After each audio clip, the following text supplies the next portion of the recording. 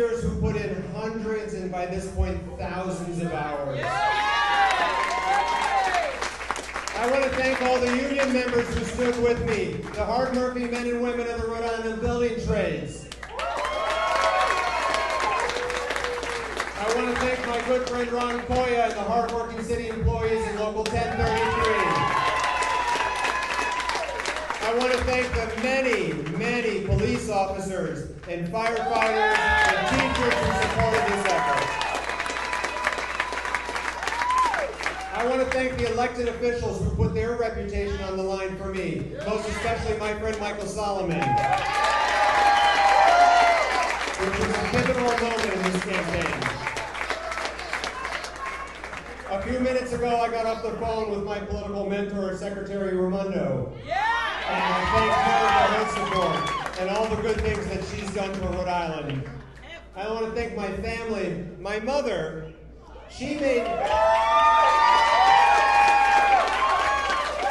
my mother made precisely 3,840 phone calls to voters in Providence.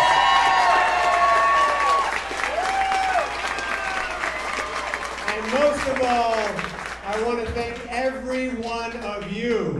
Muchísimas gracias. We could not have done it without you. Over the last year and a half, I've had the opportunity to speak with thousands of neighbors about our vision for Providence. A vision for a capital city that finally meets its potential that we all know it has. And on those conversations, I've been struck by two things. First, there's a love for Providence. A pride in our city that does not exist elsewhere. I've had the opportunity to live and work elsewhere, and what we have here is special. I think we all know it. We also know, secondly, that we have an understanding that we need to work together to reach that potential. Providence has the assets most cities would dream of. World-class universities and hospitals, thriving small businesses, diverse neighborhoods, some of the best arts and culture and cuisine in the country. We can be a world-class city, but we've got to roll up our sleeves and do the work. It's time to finally build a school system that delivers outcomes for our students and families.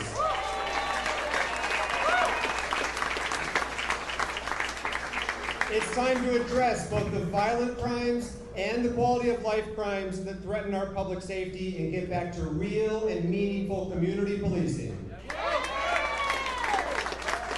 It's time to make Providence the epicenter for new economic development, to do it with aggressive, new, affordable housing, and with good development, we will grow Providence and we'll support the hardworking men and women who are building our city.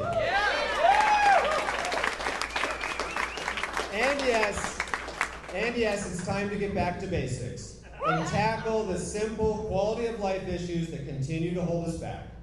We can fix potholes and repair our sidewalks the right way the first time. We can clear snow.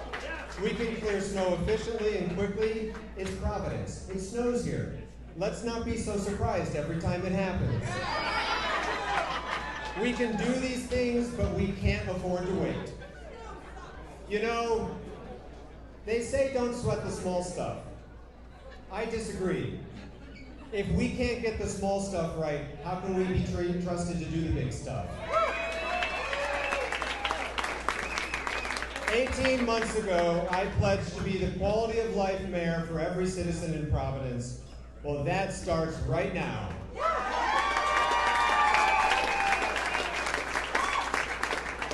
A few minutes ago, I received an incredibly gracious phone call from Councilwoman LaFortune. I thanked her for her service to our city. I congratulated her on the race that she ran, and I am committed to finding a way to keep her and her supporters engaged in the future of our city.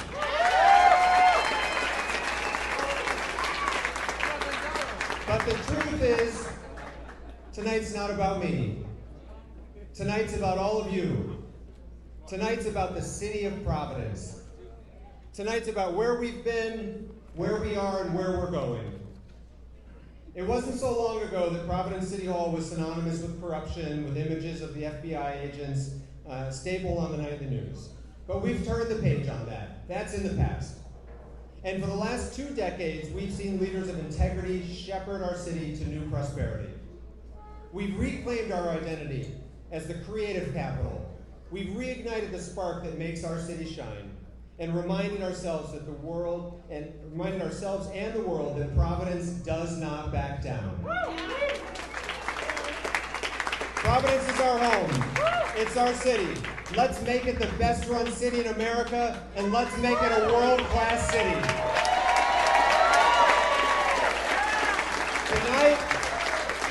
Tonight we celebrate, and tomorrow we get back to work. Thank you.